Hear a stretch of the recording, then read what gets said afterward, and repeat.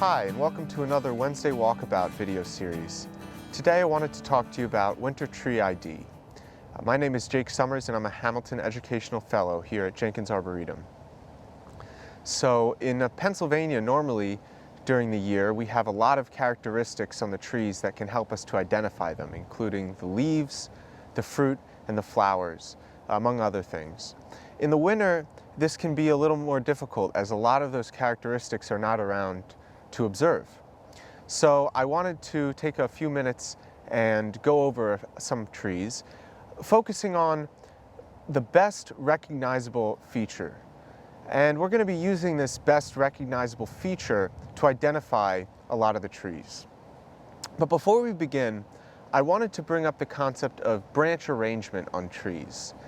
Now, normally trees will have either one, two, or more buds or branches leading off of the parent stem. And when there's one, as in this case, we call this an alternate arrangement, where we have them going alternately. And then on some trees, we have what's known as an opposite arrangement, where there are two at every node or location on the parent stem. And then finally, we have a whorled arrangement where there's more than two, but that's very uncommon. Now, a lot of people use a mnemonic device to remember the opposite trees because there's not very many of them. And for this mnemonic device, I like to use madcap horse.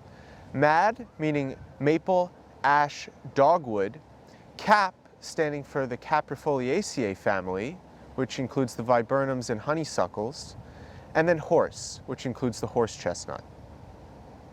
The first tree that I wanted to talk about is this one here, Betula lenta. It also is called black birch, sweet birch, or cherry birch. And it has very obvious cherry-looking like bark with the horizontal lenticels on the outside. And they can get about 75 feet tall. They have alternate branch arrangement. And one of the best features is if you scrape the bark, it should have a wintergreen smell because there's wintergreen oil under the bark.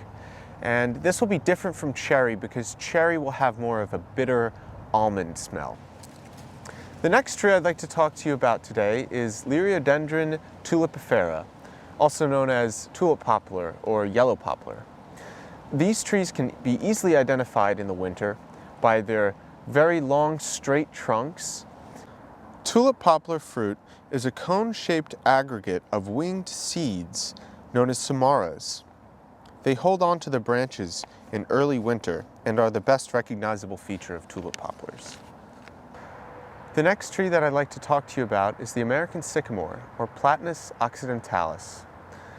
Their best recognizable feature is their mottled, exfoliating, camouflage-like bark that can be shades of green, tan, and brown.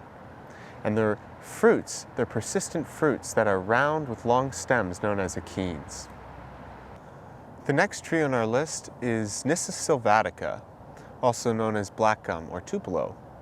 It's a great native tree that can be tricky to identify, especially in the wintertime.